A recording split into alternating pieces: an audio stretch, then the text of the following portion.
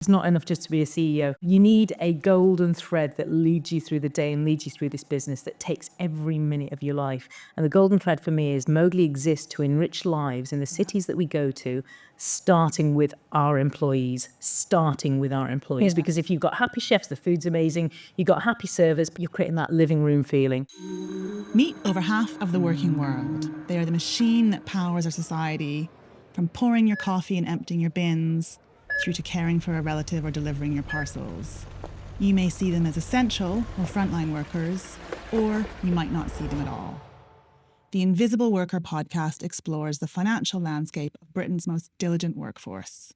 We speak to experts in policy, inclusion, and research to understand their challenges and start to figure out how we can solve them. Hi, I'm Emily. I'm the host of the Invisible Worker podcast.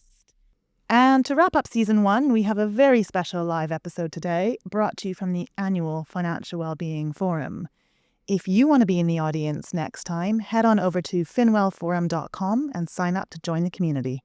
On today's episode, we're delving into the world of hospitality, the UK's third largest employer with more than 3.5 million people. And I'm joined today by Nisha Katona MBE, CEO and founder of Mowgli Street Food. Nisha, welcome to the show. Nice to be here. So we're going to zoom in on the experience of working at Mowgli as a case study of how hospitality can get it right. What happens when a woman runs a business in a male-dominated industry? And we'll dig into some numbers. I'll bring the data, you bring the feelings. That's what we agreed up front, wasn't it? But the first thing I want to do is talk a little bit about you and your path to setting up Mowgli, because you spent 20 years as a child protection barrister and then created a restaurant. And that's not your usual career path. Tell me what happened, Nisha. I think many barristers actually, funnily enough, go into food, but no, you're absolutely right. So I was born in this country, born to 2 immigrant parents, and all this matters, I think, because, I was watching your video there on the Invisible Worker, and I can tell you lots of those, if you come from an immigrant background, you know what it is to have lived amongst invisible workers. Really, so parents came over, Indians, and we then lived in a town where only Asian doctors would go, basically, because none of the white doctors would work there. That was the way it was. So these Asian doctors that came over would work in these really sort of terrifying places.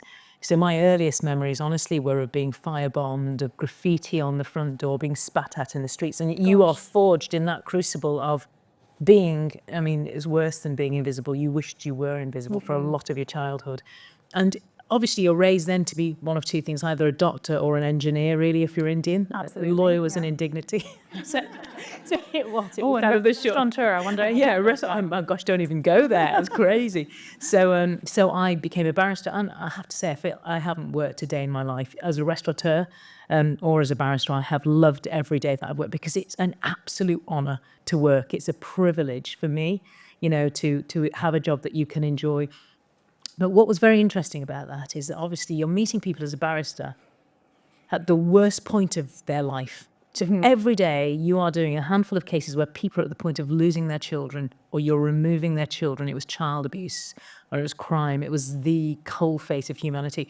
And your job as a barrister is for you to have your client and give them some form of hope. I'm not talking about hope of staying out of prison necessarily, or keeping their children when they weren't fit to do it, but just some kind of humane hope. And I only came to hospitality or to the world of business when I was 47, which is really late on. But I was imbued with that. You're meeting people at their worst. How do you lift them? How do you give them something?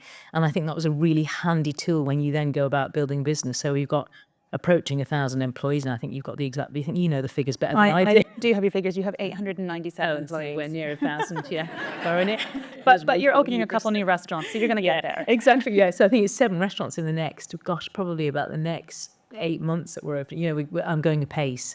And I'm proud of that, because every time you open a restaurant, you create another 30, 40 jobs. This is a time where economically we could do with places like hospitality. It's an amazing thing to be able to do that. Yeah, we could. And hospitality, it's big business. It's the 3rd largest employer in the UK. I kind of want to talk a little bit about some numbers, specifically hospitality, but also Mowgli. Hospitality generates £93 billion per year, and it's 4% of GDP. And we love our hospitality in the UK. So 10% of our consumption goes on hospitality, compared to Europe, where that figure is 6%. So almost twice as much of our consumption goes on hospitality, but we don't pay as much for it. We pay 10% less compared to what we pay for other goods and services. So are we undervaluing hospitality? It's a fascinating stat, that actually, isn't it? Because I was really floored by that you were saying that we consume more than Europe. You would think that Europe uses hospitality a lot more. You kind of get that do. impression, don't you? do. Maybe through the media about kind of lots of dining out or a very social culture. But yeah, we're big on hospitality. Yeah. I wonder if it's even the fact that there's lunchtime consume. I was just thinking about that. My images of European dining out is that, it's late at night and it's evening. But here it's much more you finish, you go out and have lunch if you're lucky enough to live in London or wherever, where you've got restaurants close by. And do we value it enough? Can I tell you, I think in the UK, we do, in a way. I think because I've travelled the world and I've seen the way that hospitality workers are treated. My gosh, in the East, it's terrifying. Do you know what I mean? You are treated with absolute lack of dignity. And it's the same when I came into hospitality from an Indian background. It's still the case that my family abroad cannot bring themselves to countenance that I became a chef and I became so they know that I've got restaurants. They can't even say it. So they'll ring up and say, how many hotels have you got now? Because it's like, gives it a veil of dignity. It's crazy, isn't it? So I know that this is a country where we are valued. And the reason I say that is just things like, tipping. Gosh. We don't do it everywhere in Europe at all. We do it in America. We do it here. But in the East, again, tipping, are you having a laugh? It's like you've been paid for this. It's crazy. So I come from a very different angle because I've sort of seen the way the world treats hospitality. Got it. I think in this country, people are pretty gracious in relation to my workers. That's very different if you're front of house. But then you go into the kitchens, and that's the environment that I came into. And that is why I remember I built Mowgli, 10 years ago. And that was a time when, what you saw of hospitality was kind of the Gordon Ramsay way of doing kitchens, which is, just very aggressive, lots of swearing, just brutality. Yeah. This whole mantra of having to break people to then build them up. And it was very fascinating because a lot of the work that I did was revolved around domestic violence as barrister. And I remember the mantra of the domestic violence perpetrator was, I shout because I care. I scream because I'm a perfectionist. And that is a mantra that permeated kitchens as well. Mm-hmm. And it's bollocks, frankly. That is just tyranny. And I will not have it. And if you have any social function, you didn't want to start a restaurant. I did not. I just thought, God, this is not a place where, if you're in any way functional, you'd want to go and work or... And then I thought, no, you've got to get in there and change the culture. You've got to have a zero tolerance policy on all bullying, on all of that sort of lack of respect. No raising, there's never a need to raise, she says, shouting at Emily. There's never a need to raise your voice, have to shout. There's just not, do you know what I mean? It's horses for courses. If someone's wrong for the job, then you move them to a job where they don't need to work as hard or whatever. Do you know, so you work it out. So I remember coming in as well, and when there are no sort of role models, you can't, because I was an older woman who had no business background, who didn't understand hospitality or business. I have to tell you that. Mm-hmm. I literally, while I was a barrister, in the lunch breaks, I would go and sit outside restaurants and watch what people were ordering. It was like a GCSE business kind of thing that I was doing. And then I would go knock on the doors and say, can I speak to the owner? And ask them how they built kitchens. How do you go about building a workforce? How do you work a till and things like that? So I had no knowledge and I had no pride. And so there was no playbook. You build it according to what resonates with you. Yeah, and potentially that's a positive because what you've built looks and feels really different to the hospitality sector as a whole. So just as one example, the overall churn rate in hospitality is just over 52%. In Mowgli, it's 18%. That's less, isn't it, Emily? Yeah, that's less. That's good. That's good. Your churn is a third of sector average. It's amazing. That's phenomenal. If you look at other things like the gender pay gap, the UK gender pay gap is around 14%. Hospitality does actually quite well at 8%. Yours is 1%. Gosh, yeah. Right? What an amazing set of numbers to kind of reflect how your values and your focus to building a business has created something where people want to stay, where you're actually rewarding people fairly and you've created a really positive culture. So kind of like, tell me a bit more about how you did that. Will you write those numbers down for me? Honestly, before I came in, I said, right, those numbers, will you just, on stage, tell me if they're good? Because literally you keep your head down and you build, here's the thing, It's not enough to peddle curry. It's not enough just to be a CEO. You need a golden thread that leads you through the day and leads you through this business that takes every minute of your life. And the golden thread for me is Mowgli exists to enrich lives in the cities that we go to, starting with our employees. Because if you've got happy chefs, the food's amazing. You've got happy servers, people, you're creating that living room feeling. Yeah. And that is, I tell you, for any business. And I was lucky enough that I didn't have any business partners. This was just me, so I could have some folly to which I aimed. And that was it. I wanted it to be a place where you'd want your own kids to go and work. If it's not good enough for my own kids to go and work, what the hell am I doing? The greatest accolade when I announce a new site. So I announce a new site on Instagram or whatever, and then parents tag their kids in saying, oh my gosh, you've got, go and... Oh, that's amazing. That is incredible. So I do mean it when I say those numbers are phenomenal, and I've got a great people team that keep a tab on the numbers for me, but it's that, because I do all Mowgli social media, and you see it in lifetime whether you are good enough. And so having that kind of a mission, which is to be, enrich lives, starting with your own people, is one thing. But then you have to build it, and you have to have diagnostic tools to tell you whether you're doing that. There's no point in having some highfalutin ambition if you're not achieving it. Those numbers are great. Yeah. But I have internal diagnostic tools that tell me how my people are feeling. So I want my people to feel three things: purposeful, nourished, and fulfilled. Yeah. And each one of those has a way of achieving it. Purposeful is where you go into work and you know what your career progression is. You know that you can go in at this level and get to head chef, or you can start here as a, a server, and that's how you get to general manager. And there is a tree. There's a tree. And this is amazing. You did know this number. You told it to me. 45% of Mowgli employees have been through internal career progression. Yes. It's phenomenal. And that's great for us as well, because they're properly Mowgli. They know how we want our, consumers and guests to feel, etc. So you're not having to retrain that. That makes complete financial sense. So that's purposeful. Then the whole nourished thing is the benefits. People go through such a hard time at home, especially, people come to Mowgli and they can start at 18 years old, and, whatever stage of life you're at, life at home can be difficult.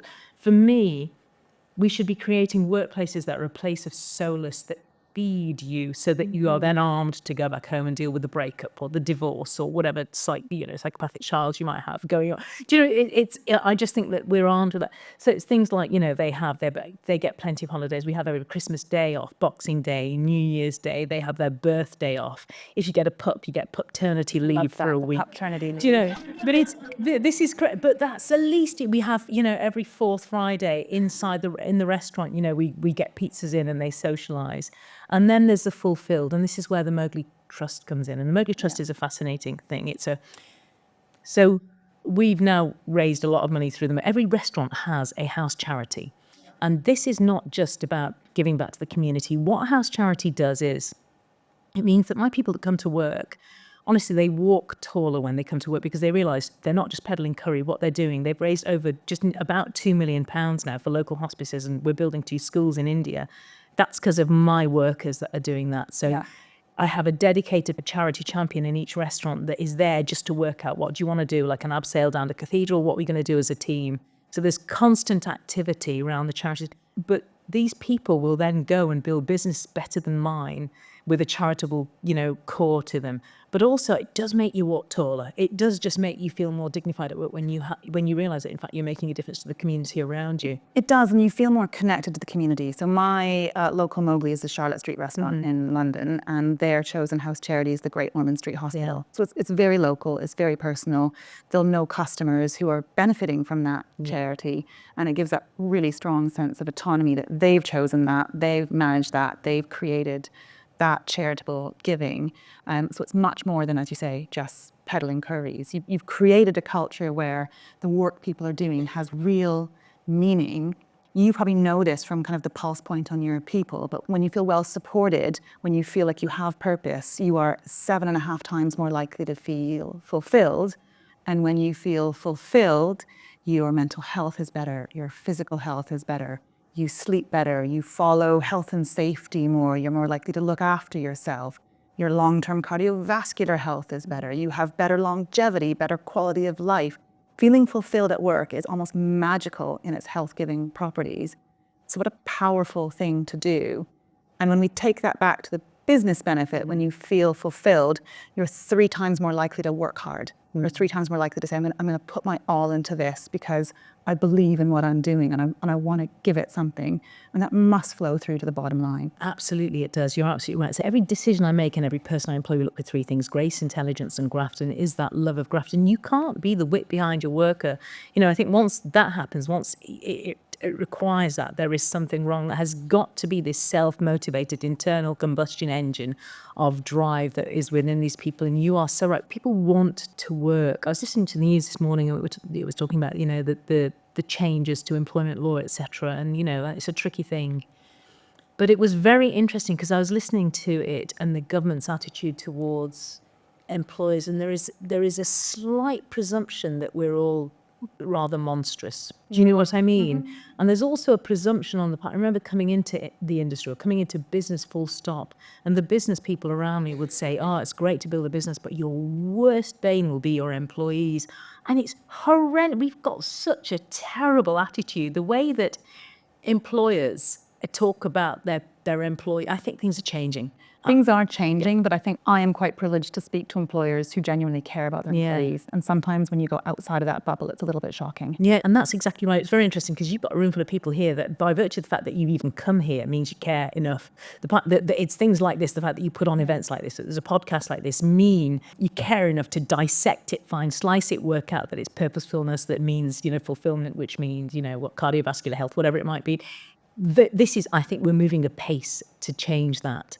But also, employers aren't all monsters. Just from my point of view, it pays to have your employees happy because they work hard, their own motivation, they're fueled by their own hearts rather than you having to, make sure they're working. That's no way to exist. And this is what is amazing. And it's very good of you to have me speak. It's fantastic that there's a good news story and it does work and we can grow and we don't have a problem recruiting and we don't thankfully have a problem retaining. Arguably we over-retain. I was trying to look at your open vacancies and every day I checked it was lower and lower and lower. So it was 28 and 27 and 21 and I was just like, I'm not going to have a number by the time you get to the podcast. But that's bonkers because you're growing. But it's really word of mouth as well, because that's what's so great is about, you employees, you talk to each other and you tell your cousins and your brothers and your friends to come and work in a place. It's that you've got your own kind of rallying call if you build it right.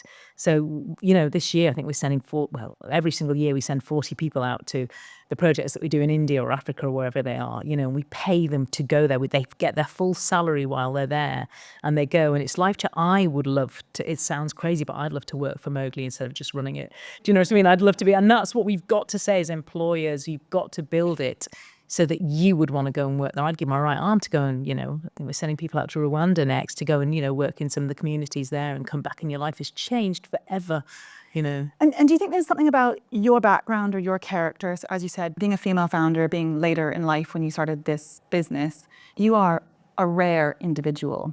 And I did a little bit of digging. I looked at all the different founders in hospitality and kind of some of the competitors to Mowgli. I looked at more than 40 different restaurants that were kind of more than 5 sites across the UK. So write this down for me as well. So, like Nando's, Dashin, Oaxaca, Zizi, Yo Sushi, Wagamama's, Rosa's, Pizza Pilgrims. I looked at so many of them.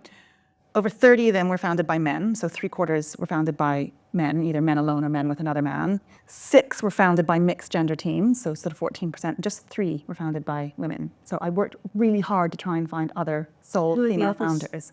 So it was Megan's from Megan Harris, and Amy from Thai Square. From Thai Square, really? Yeah, and you. That's amazing, isn't it? Yeah. Yeah. And so again, these are for restaurants that have scaled, right? So they're multi-site restaurants. So there may be many more individual ones that are run by women. But even the broad trend around startup founders in the UK is very male dominated. So as of 2023, women account for just 17% of all UK entrepreneurs versus 83% are men. And female-only teams secure just 9% of equity deals. So you are incredibly rare, right, in terms of what you've been able to do. Have you heard that stat with the FTSE 100? I don't know if any of you. Oh yeah, the John stat. Yeah, there's more. Yeah. Have you heard this? There's more Daves. Daves, yeah. There we go. There's more Daves in the FTSE 100 CEOs than entire human females. In fact, there was a point where there was more Steves as well. It's amazing, isn't it? I'm not really brings it alive. Do you know what's dead interesting about that? Because I do think about that an awful lot. I think, what is it that forms that step that there's three of us? And there are so many, and I'll tell you my experience, and this might be completely wrong. It might sound like I'm a woman having a go, you know, whatever, an old woman having a go. But You go ahead. no. So this is the mad thing. So when I was a barrister, there are two things that you can do when you become senior. You can either become a judge or you can become a silk. A silk is basically where, and this is what life is like as a barrister. You finish court at 4:30, you then go to chambers, you then get this many A4 files that are your case for the next day. You have no life. You basically read that till 4 a.m, you're up at 9 and you are in doing a massive case. And then as you become a silk, that pile becomes that big. And so what you realise is that there were very few female silks, and that was women imposing it upon themselves, because what happens is, for me, I've got two kids who are pretty much menopausal now. They're 23 and God knows whatever. Do you know what I mean? And I've got a husband who's a classical guitarist, plays all over the world.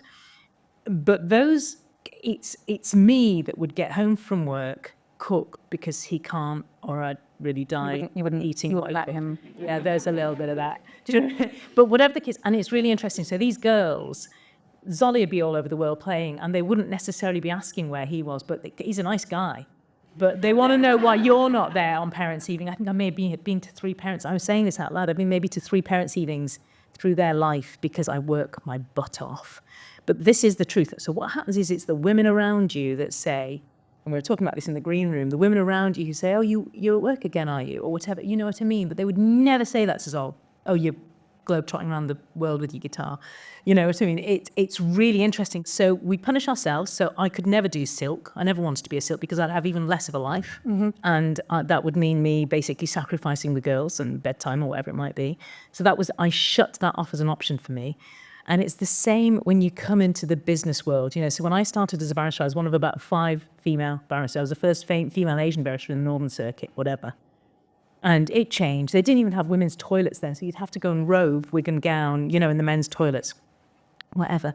It then changed, and it's now majority coming into law and medicine, female.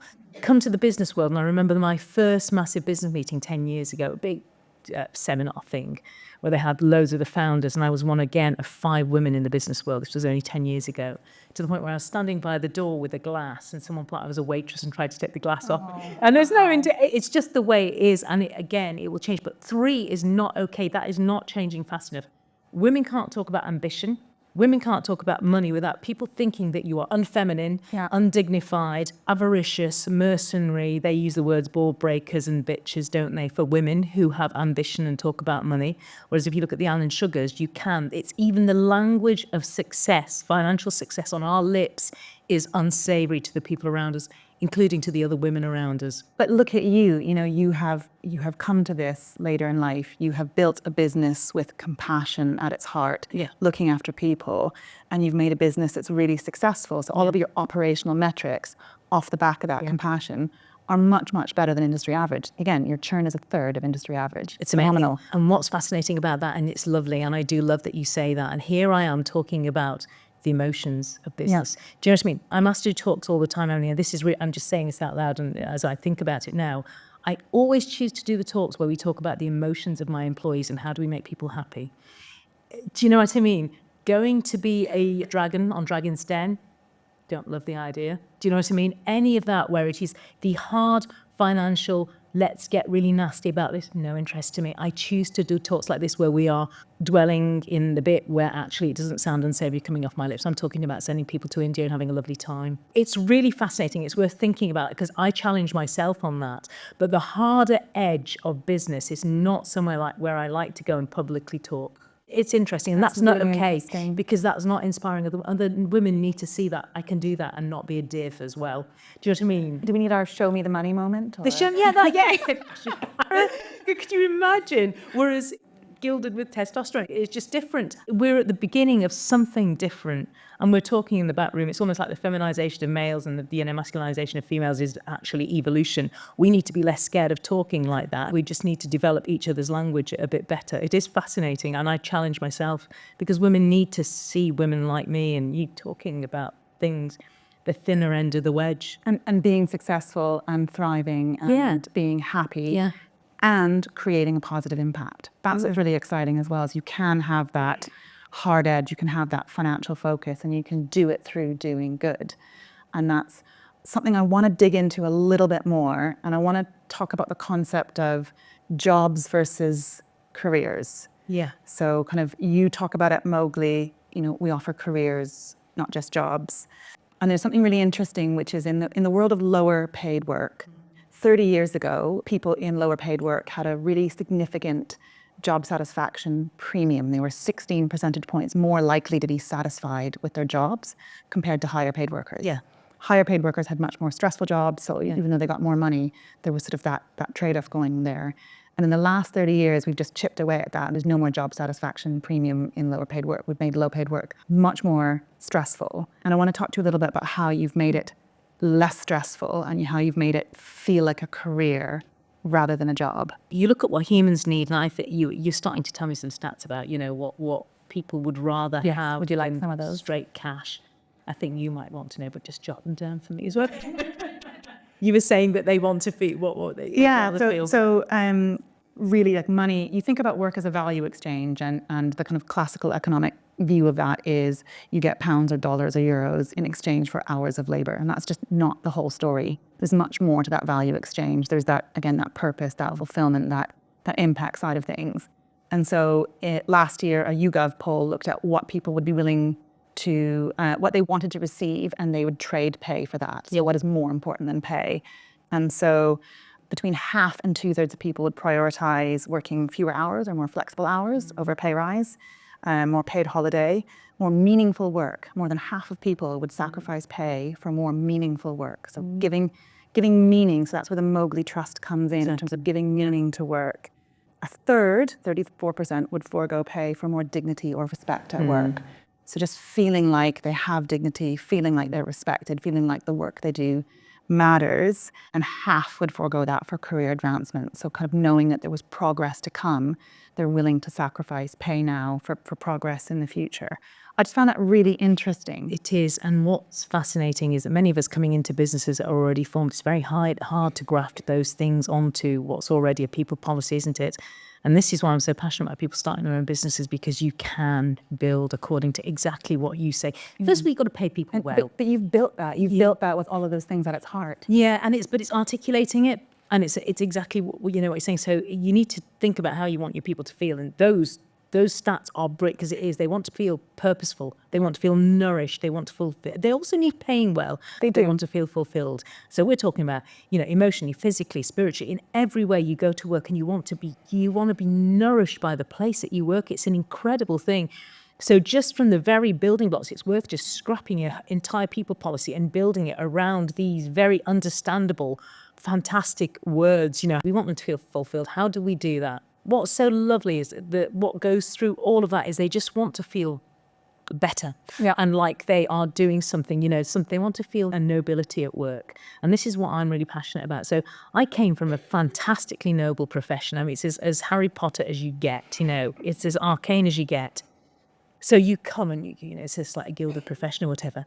And I gave all of that up to run food in a curry house. Do you know what I mean? And that's what I'm so proud of, is this is a place where you come and you don't need tertiary education to go into hospitality, but you can get to GM and earn more than a junior doctor in X months. That's an incredible thing. And it's not just that. It's not just that you're earning more than a junior doctor. I'm talking about hospitality. We are the new lights on the high street. As retail, we are losing retail to online. Buildings are closing down on the high street. We are the reason that you live in a city. I live in certain places because of the food that's on the high street. It's absolute hope. People that work there are the only humans that somebody will see in their life. We have such an important function. So hospitality, we are the face of, humanity to so many people. And then you're getting delicious food that should be affordable and a decent price. I'm so passionate about hospitality in that way. And hospitality is based on those faces and those arms that belong to our workers. So how dare we treat them as though they're the invisible people, when in fact they are, the most visible sort of lights on our high streets. They're frankly a reason for living, I think, in areas. I think that's a really great note to wrap up on. And I want to ask you for one last thought before we close out this episode. You know, the theme of the podcast is the invisible worker and their financial lives, but also their whole lives. And hospitality represents 3.5 million people in the UK. This is a big workforce, and you've shown that there's huge potential to improve people's lives. You know, again, not just their financial lives, but their whole lives. What is the one thing you want people to know about this worker in hospitality? So tell me something that you want people to stick in their heads when they think about who is working in hospitality. We go back to the word that nobility. These are people that work so physically hard for those hours, and they are there to meet you with a smile or whatever. They are people that are full of dignity and nobility, and they are the most deserving of respect. And I think people don't think that about hospitality workers. The way that some people treat servers, the way that some people view chefs, these are the people that give us a reason to live where we live, in my view. That is the most noble profession of all. I'm so passionate about it. I think that's beautiful. Thank you so much, Nisha Katona, for joining us on The Invisible Worker. And that's a wrap for today's episode. Hope you enjoyed this insight. Thank you. Well done.